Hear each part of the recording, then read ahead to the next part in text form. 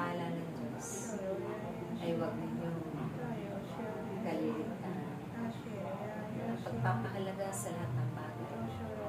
Ang kanyang mga ipinagkatiwala at kaloob ay palagian ninyo ito.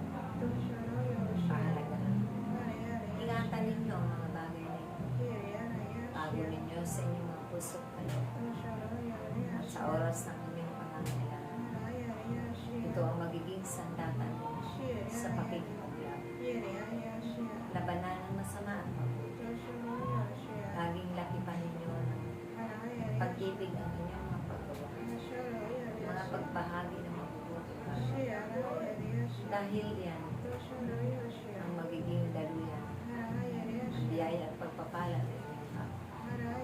At na makakapakinig sa inyong mga pagpapalagan ang salita ng Diyos.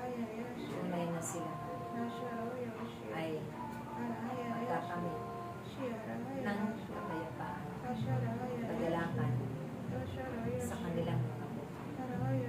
Ito ang magiging susi at daluyan ng biyaya nilang lahat ng kasaganan. Ito ang magbabago ng kanilang mga puso. Lilinis ng buong katawan. Dahil sila man ay umaw sa salita ng Diyos. Kaya't lagi ninyong ipahayag, ipalaganap ang salita ng Diyos na nagbibigay buhay, nagbibigay pag-asa, buhay ng mga patay na pananampalataya. At kung sila man ay mananalig lagi sa anak ng Diyos, tunay at tiyak, mararating nilang buhay. Ang lahat ng aming mga itinutuloy na may mga kabanalang pananalita, ito'y magbibigay himala sa bawat buhay.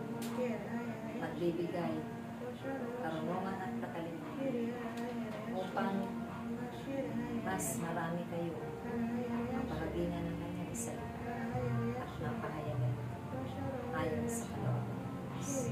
Sa ngalan ng Ama, Anak, Espiritu Santo.